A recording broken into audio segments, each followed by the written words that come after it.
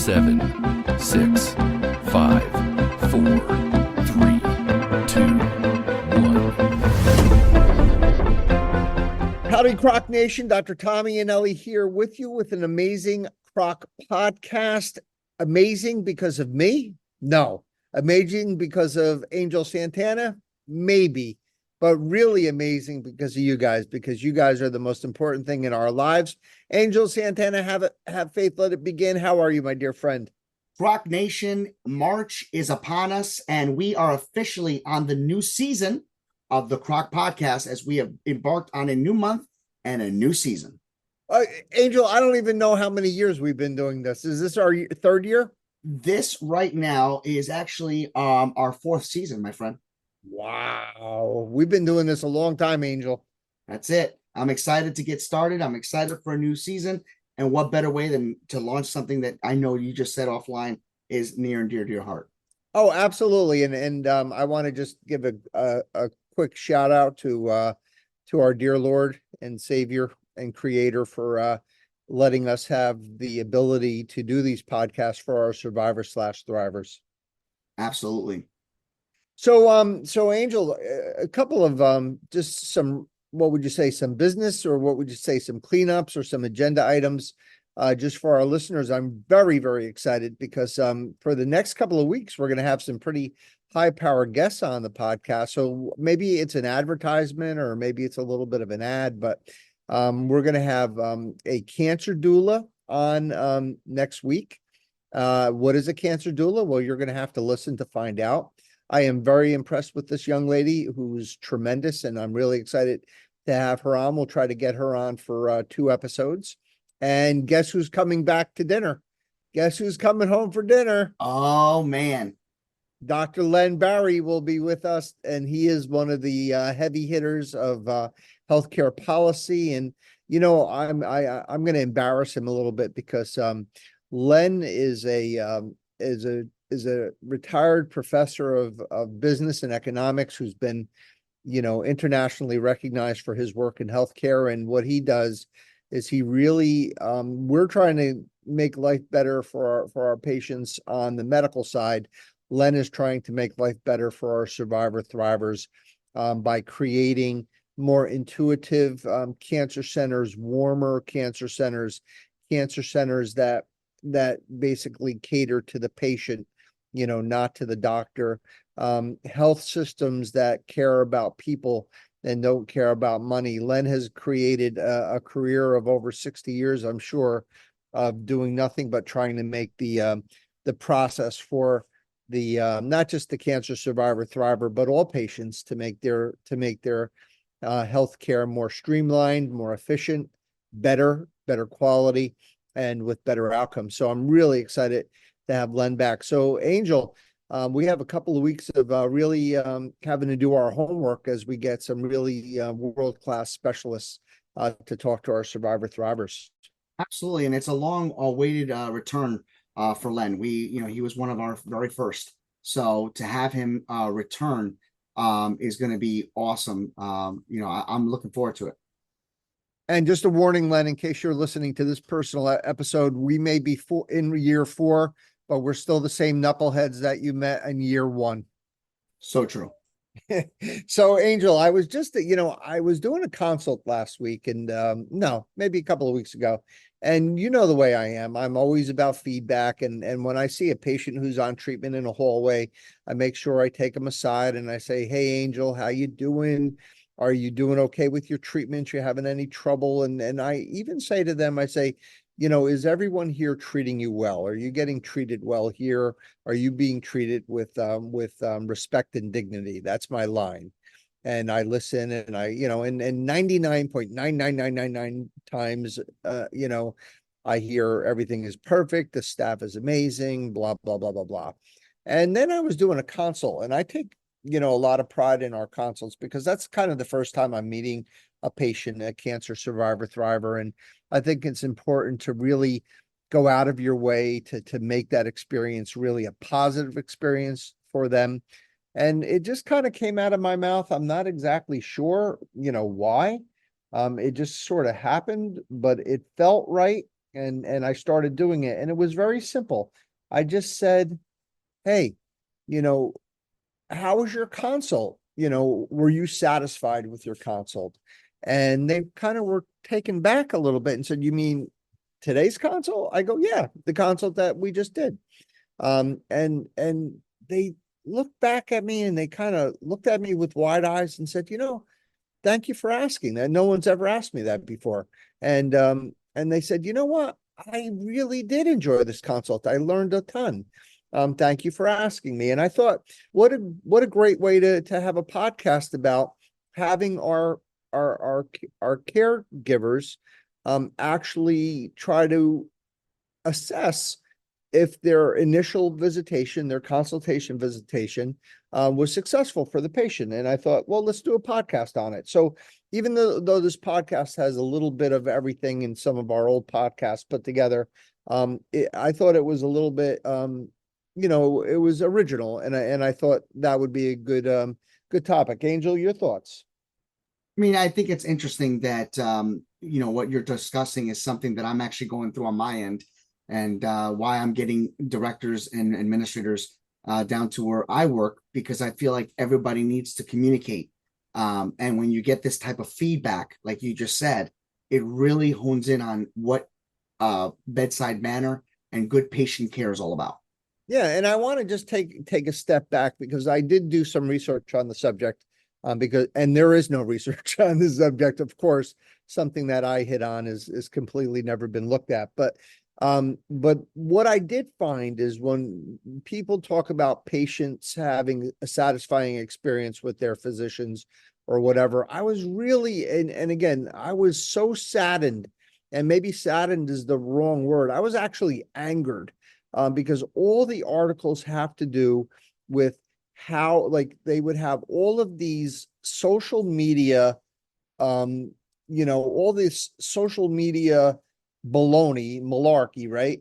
And they would only care about the doctor's office, right? They would only care about whether or not the doctor's office was looked at in a favorable way. They only looked at whether the doctor's office, was getting, what did you call it, Angel? Like the thumbs up? Yes, thumbs up. Yep. It was only about, what was good for the office and how they looked, to people as a consumer, rather than the scariness. That's not a word, we make them up, but the absolute terror a patient has going into a doctor's office, and the absolute fear, and rather than concentrating on that, they decided instead to concentrate on just themselves. So what you could probably say it better than I can. When they like me on Facebook and all that kind of stuff, maybe you could clarify that a little bit. It's all about following. It's all about making sure that you get that thumbs up of recognition, letting you know that you are all right by your audience, and that you are promoting within each other, but more importantly, within the actual app or application that you're in. Yeah, exactly. And you understand what I say, right? That Yeah, it's I kind of like a want to pat on make the sure that back. everybody knows that it has nothing to do with that, right? Yeah, it's kind of like a pat on the backs in the industry of the internet. Exactly. Okay, cool. So we're on the same page. So let's get now, with all of that, malarkey, let's get to business. So your first visit with your oncologist is sort of like a first date. And I don't mean that in any way, with any overtones of intimacy or anything like that, but it is. I mean, you're going to meet someone you've never met before. You heard things about them. You obviously are going to go there because you heard good things about them. So you're hoping that that's true. So let's do a deep dive into the subject. So number one, we're going to talk about what you're expecting when you're going into that consult. And then we're going to sort of look at what you actually deserve, because as survivor thrivers, you deserve a lot. You deserve a lot more than you actually think, because unfortunately, the medical profession has set standards so low, as far as like even a doctor, like even being remotely nice to you. You might think, oh my God, this is the greatest thing ever. The doctor knew my name. Or, oh my God, I didn't have to wait 3 hours. I only had to wait 2 hours.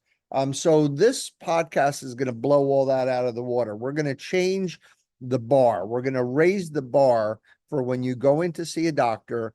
We're going to raise the bar where that consult has to be at such a high level.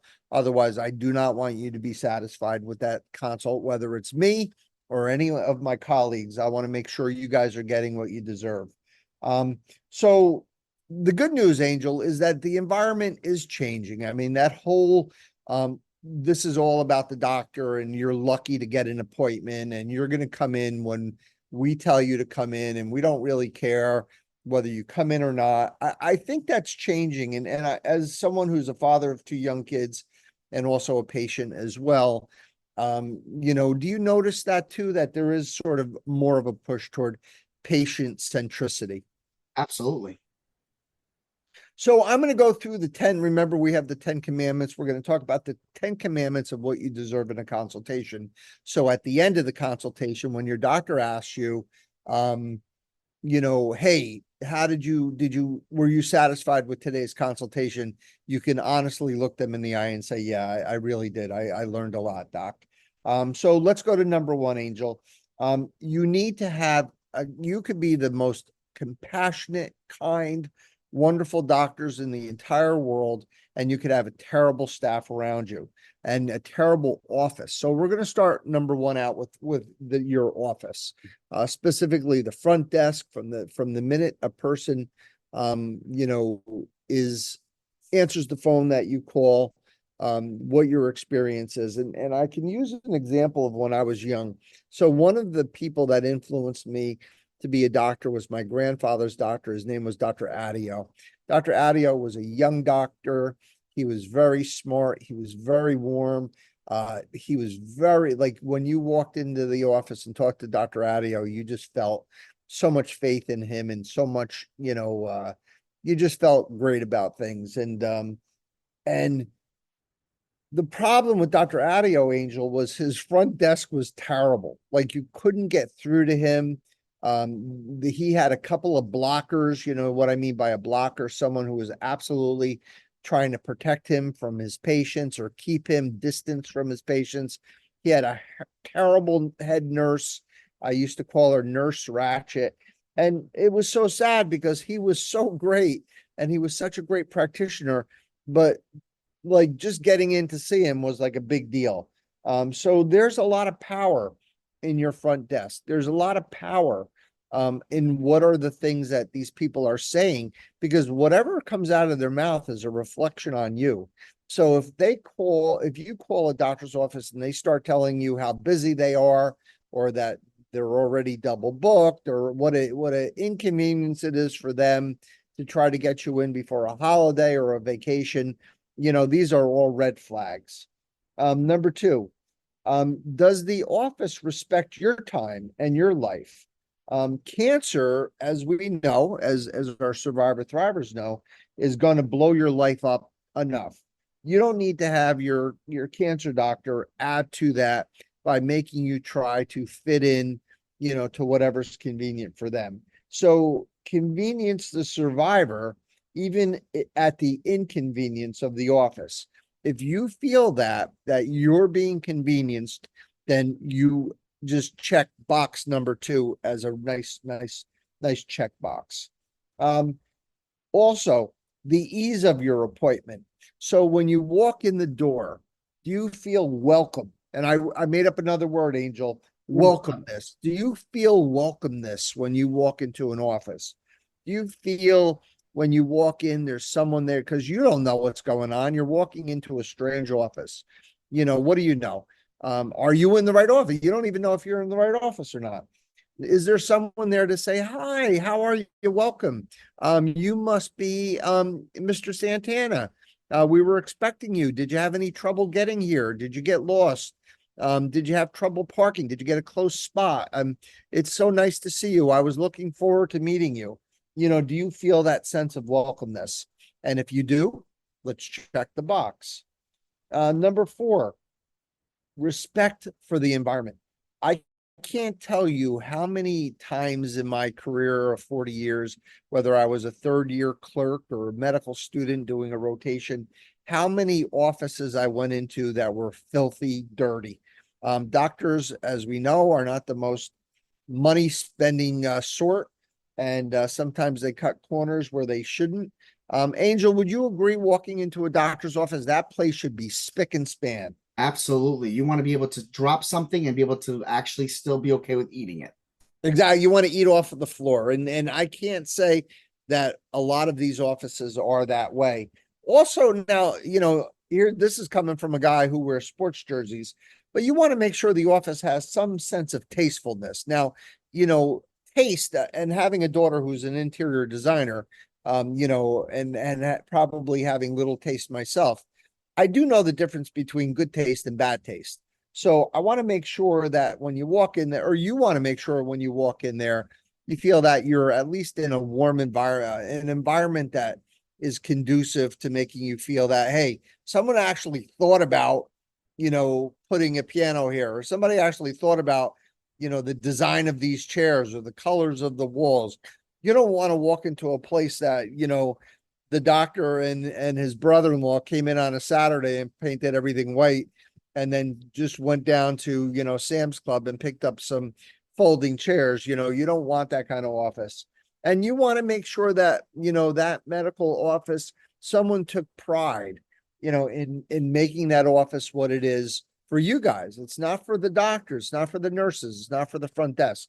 It should be pride of what they're presenting for you guys. And Angel, what is my favorite whole part of an entire cancer center? It's the waiting room. I think our first CROC podcast was about the waiting room. And to me, that's the litmus test, right? And it brings everything together. Is it welcoming? Do you feel welcomed by the staff? Do you feel welcomed by the actual waiting room? Do you feel that you're in a sea of loving, survivors, or do you feel isolated like you're in your own lifeboat? Do you feel that the environment is such that everyone is separated from each other? I think COVID and social distancing, did a bit to isolate us, but they feel a kinship. And we're going to do a podcast soon on what I call the Breakfast Club. I found two other patients that became very close during their time together who just happened to finish simultaneously today. We'll talk about that in one of our future podcasts. But that waiting room, that's a litmus test. And you do remember my love of the waiting room, yeah, Angel? Oh yeah, you stole my thunder. I already had that ready to go for my ending, but that's okay. I'll have another shot at it. There you go. Number 5, transition to the clinic. So there's that transition time between when you're in the waiting room until you get called into the clinic. Are you being called into the clinic in a timely manner? That's really important. We don't want you to wait. Forget about 3 hours. I don't want you waiting 15 minutes in a waiting room. I want you in. I want you, to get into the waiting room, vibe, but then I want you out of there. I want you into a room as quickly as possible. Angel, how about this really important, even as people who work in a healthcare system? I really think it's a really good indicator of what kind of environment you're working in when you pass someone in the hallway. So say you're a survivor thriver and it's your first appointment, as we're specifying, and you're walking in the hallway and you see 3 nurses walking down the hall. Do they look at you? Do they ignore you? Do they say, good morning, welcome, nice to see you? Do you feel like there's like at least acknowledgement of your existence, or do you feel that you're just invisible? I call that comfortability. Again, made that work up too, right? Made that word up too, but you want to make sure that you feel, that you're in a warm and caring place. And then there's the handoff to the medical assistant. So you've been medically assisted. That's another phrase I just made up. So you have to get your weight done. In my case, I hate that. It's like the worst. And then you got to get your blood pressure taken and your pulse rate and all that kind of stuff, your pulse ox. And then they ask you to change change your clothes into a gown. My mother, who had also a time with weight throughout her whole life, she was always so mortified about the small gowns that they had in the rooms, and the paper gowns that cost nothing. And then she would try to put them on and they would tear, and she probably felt terrible where her whole body was like sticking out everywhere. And she made me promise that I would always have big size gowns for people, and I've kept that promise. But these are the little things that mean so much to your consult and your experience. And the other thing is, what is your banter or the repartee that you have with the medical assistant, with the nurses, with the front desk, and with the people that are walking you from place to place, going to your different appointments to see your doctor? Is it warm? Is it canned? Is it silent? Do they say nothing? Do they try to make you feel comfortable? Do they try to make you feel less anxious? Do they try to make you feel less fearful? I find that to be very important as well. And then it is, of course, your first encounter with the doctor. Is your first impression that of warmth or of coldness? Do you feel that you have someone who is welcoming, or do you have that big stiff white coat that's trying to keep a distance from you? Do you get a sense of compassion from the practitioner, or your first instinct, your blink instinct? Or do you feel that they're just ambivalent and they couldn't care less whether it was you sitting in that chair or it could be any one of a million different survivor thrivers? Do you look at their body language? Do you look to see if they're making eye contact with you? Do you look to see if they're looking at you or the computer? Do you feel a sense of genuineness? Do you feel like a sense of realness? Do you feel that they're really present and there for you and care about you? Do you feel that they're confident? Do you feel like, can you feel the confidence in your practitioner? You could sense it, you could smell it, you could taste it? Or do you feel that they're reticent or they're afraid? And again, the sidebar, right? We just did a podcast last week about, what patients want in doctors' dress, and me with the jerseys, so it was really interesting for me to do a literature search and looking at patient preference in regard to the difference between formal wear or white coats or scrubs or casual wear. And if you guys want to hear more about that, Angel, we're going to direct them to that podcast last week. They can listen to it right from the computer. The other thing is, do you feel that your doctor is relaxed, or you feel that they're tense? Do you feel that they see you as a whole person, or do you feel that they see you only as the body part that's affected with the cancer? And do they want to know about you? Again, another podcast that we've done. Does your doctor or caregiver, I'm sorry, do they ask you anything personal? Do they want to know a little bit about you? We did a podcast on, I know everything about your left breast, Mrs. Smith, but I don't know anything about you. Or I know everything about your prostate, Mr. Jones, but tell me a little bit something about you. Or, hey, Mr. Jefferson, you're 88 years old. You must have a few stories to tell me. Do your doctors, do they try to get to know you as people? Number 7 is the consult itself. Let's start with 7A. We'll start about the interview. So the interview is fact-finding. Is it easy for you guys, or do you feel like you're taking a test? Is there just too much paperwork that you have to do? Do you feel like that everything is so complex? And Angel, you know what the big mistake is here? The mistake is that this is being done more for record keeping than for the patient's, care, or for their safety, or for quality. They're trying to keep compliant. They're trying to be, making sure that they dot their I's and cross their T's for billing so they get reimbursed. It's really not about the patient, even though it should be about the patient. When you go into a doctor's office, Angel, do you feel that with all that paperwork? Yes, and it also makes it feel like you're just another number. Exactly. And what I want you guys to do before you check this box off is that, do you feel this pressure, or do you feel that the process is for you, or do you feel that the process is for the office? 7B, the physical examination. This is huge.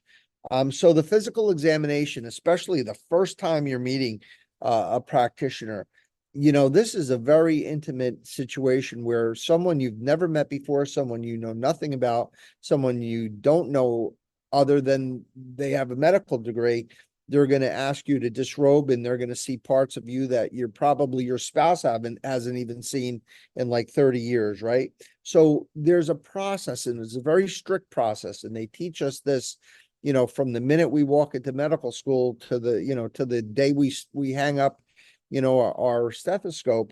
There's an actual process of how you perform a physical examination, how you start from the head and work yourself down, how you stay on the right side of the patient rather than the left side, because the liver's on the right side, and it makes it easy. You don't have to lean over the patient to palpate the liver.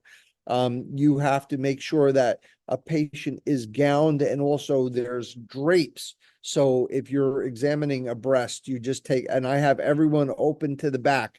All other doctors' offices I know is open to the front where everything's hanging out. If you keep the gown open to the back, you could just slide an arm out, examine a part, put the arm back in, go to the other side, do the same thing. So many doctors don't use sheets. When you lay someone down and you want to examine their abdomen and they have no clothes on underneath, no underwear, it's just them and their body. Basically what you do is you don't raise the gown to expose their genitals without having a sheet over. So when you lift up the gown, then you could palpate the abdomen. The only thing that is exposed is the abdomen. Then you bring the gown down, and then you go to the groin, but you just expose the part of the groin that you're examining, and then the other side. And even when you get to the intimate exams, like the rectal exams and the GYN exams, even that has a process where it's not going to be fun. It's not going to be, comfortable, but there's a way that you can do it. Are you going to have somebody just pull their pants down and then you're going to do a rectal exam, or are you going to completely keep them covered, except the small opening where you could do your exam?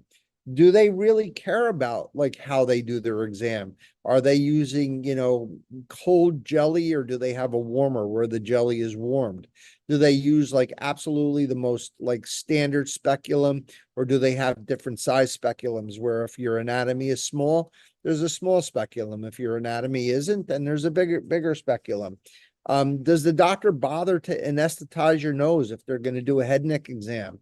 Or do they just shove that thing in your nose and basically you feel like you just, ate, a gallon of frozen ice cream and you got brain freeze, and then they pull it out? Like, do they actually care?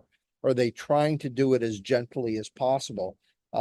So this convention, as I said, Angel, is paramount, especially when it comes to the specialty exams where our survivor thrivers feel the most vulnerable. 7C, teaching. This is huge. I don't think a consult is a consult unless your doctor starts by talking to you about your cancer, giving you the natural history of your cancer, giving you a recap of where your cancer was 30 years ago and where it is now, and the history of the management of your cancer. I don't think it's a consult if they don't tell you what your stage is, if they don't share the data. I love showing patients their x-rays or going through their blood work, or showing them their labs or whatever, because they feel part of this. This is all about shared decision-making. We even did, Angel, a full module on shared decision-making. Your doctor has to tell you what the intent is of treatment. Is the intent curative? Is the intent palliative? Is the intent for symptom control? How many patients leave an office and have no idea what their stage is or why the doctors are doing what they're doing? It's not a consult if your doctor doesn't tell you all alternatives of care, even if there's aspects of care that they don't even do in that office, but they have to send you out for.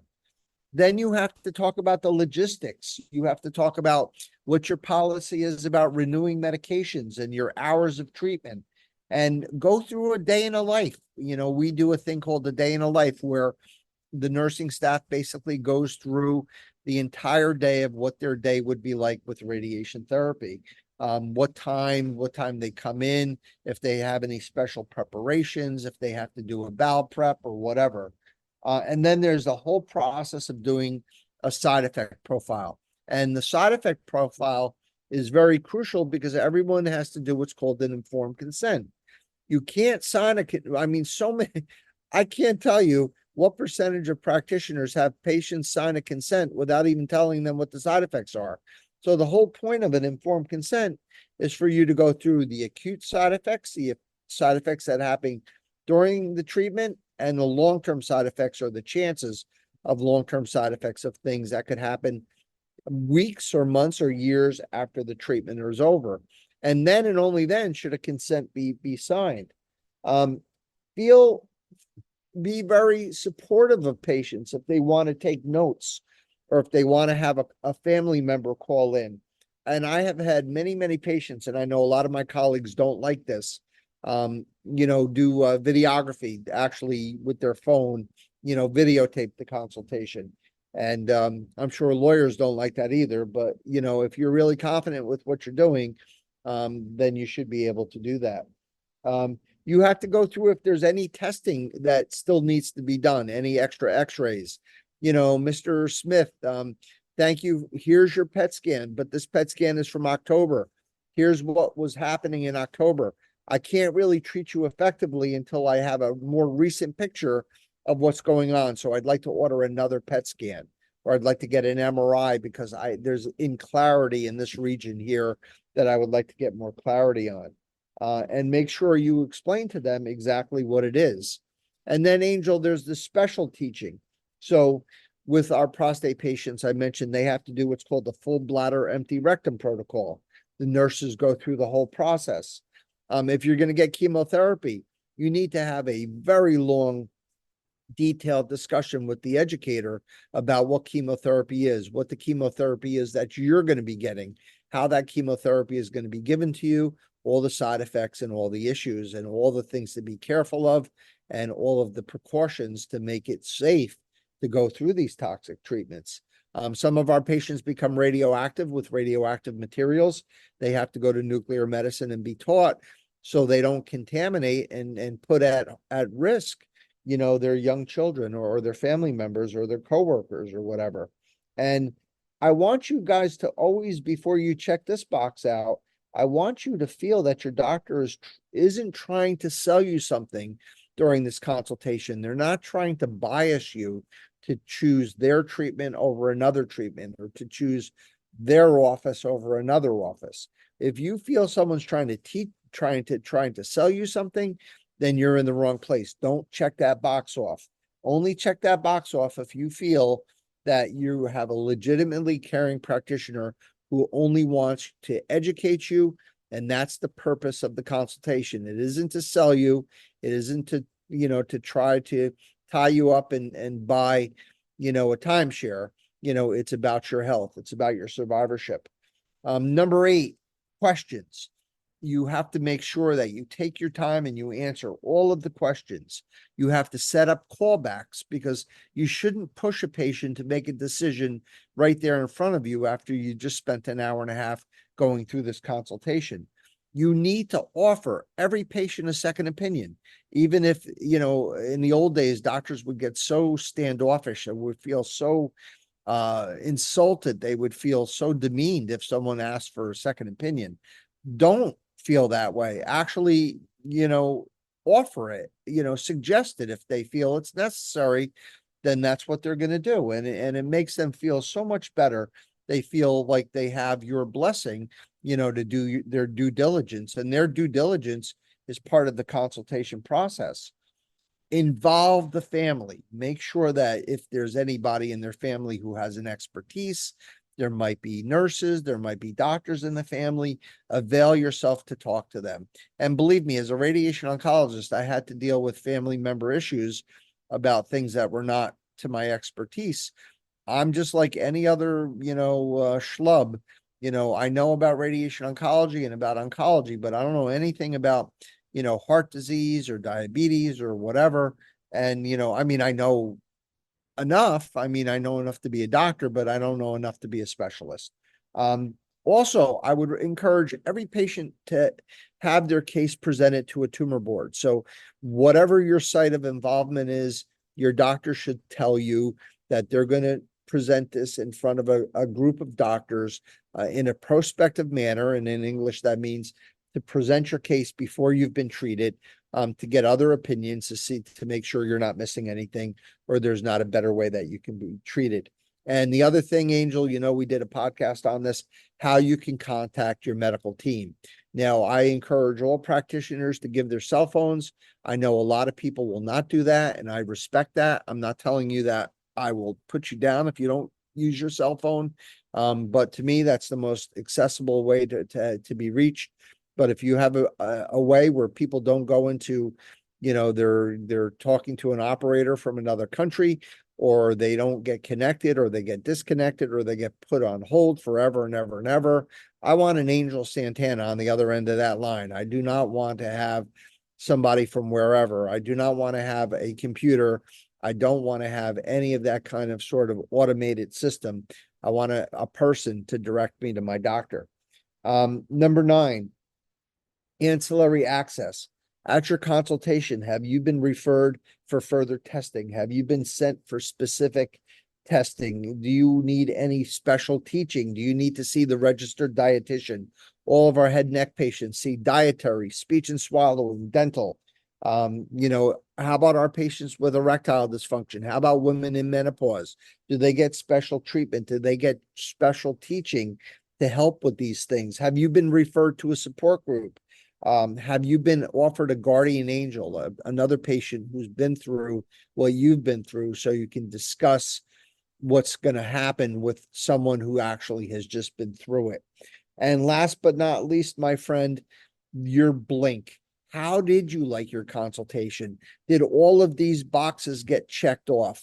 Did you check off out of the 9 boxes, 9 of them, or did you check off 7, or did you check off 3? Or did you do good with the front desk, but you didn't do that good with the medical assistant? Maybe you didn't do good with the doctor. Because at the end of the day, Angel, you've just been asked out. Do you want to go on a second date? And I say, if you received everything that I said that you're deserving of, if you receive everything that we just mentioned, then the answer is yes. If the answer is no, guess what? No call back. You ghost that person and you go find another doctor. Angel Santana, your thoughts? Wow. You've given me a mouthful, so I'm going to do this. And this is actually very interesting. I'm going to steal a line from a person that I just dealt with this week. Everything revolves back to the very beginning. And what we have just done today is giving you a complete full circle, because on February 21st of 2021, we spoke about the waiting room. We spoke about how that first impression, that first direct reflection, that first opening of the door, that first phone call that we make is the one that sets the tone.